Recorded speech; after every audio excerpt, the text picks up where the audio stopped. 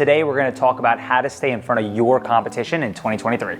Topic number one, being able to expose your brand for less, right? During the pandemic, we experienced some of the highest levels of inflation, and that affected all industries. That was automotive, that was luxury goods, that was marketing, that was real estate. Nothing changed, especially in our space, right? Like, while real estate was doing so well, a lot of new agents or current agents wanted to dump a lot of ad spend into marketing, right? Why wouldn't you want to capitalize on an absolutely growing market that was on fire?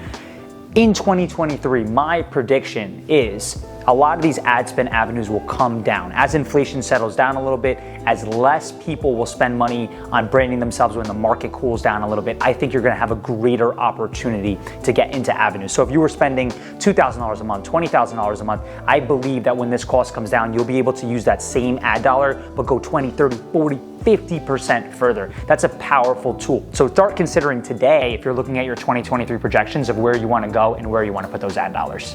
Probably one of my favorite topics. Experience is gonna weigh more in a down market. What does that mean, right? The real estate market was so hot over the last 24 months that sellers found that there were more buyers than there were houses, meaning that the industry kind of just opened up to this whole new avenue. Sellers were selling houses by themselves. They were hiring inexperienced agents or people that have been in the business for like 15, 20 minutes, or maybe it was, an online company doing it for fractions on the dollar because they believed that the market was stronger than the professional, which in a lot of cases that did happen. But in other cases, the professional was able to net the seller a lot more. But I believe when the market cools down a little bit, sellers are gonna be way less likely to not take advice from a professional. And I think holding true to your brand and really just knowing your market and really just knowing how you're gonna execute and how you're gonna expose and market the property is gonna be so important because people are gonna seek professional advice when things settle down a little bit. I always make this analogy to all of our agents, right? If you walk in to go see the top surgeon and he says to you, hey, the surgery is gonna cost you $100,000 and you need that surgery,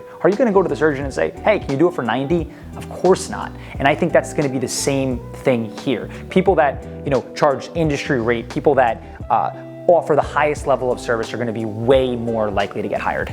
Topic number three, really to drive it home, is going to be innovation. If you look at some of the biggest household names, some of the biggest companies were actually born during a down market. That includes Disney, that includes Microsoft, Netflix, Airbnb, were all actually born in a recession. I think in 2023, not necessarily that we're going to have a crazy recession or the market's going to tank or anything to that magnitude, but I think the market's going to shift. And I think if you're innovative, if you're the professional, if you're coming up with tailored marketing strategies, if you're really identifying yourself differently than the rest of the market, I think you're going to be able to excel a lot quicker. And I think that really all comes back to brand, right? Like, how strong is your brand going to be in 2023? How much reach are you going to have in 2023? What are you going to offer to the consumer in 2023? And I think the people that are the most innovative, that are putting their stake in the ground today, thinking about where they want to be in 2023 and how they're going to deliver that different experience, are going to go way, way, way further. All right, so tip number 4 is I'm supposed to end it. We've been on this roll where we just keep doing these bonus tips at the end.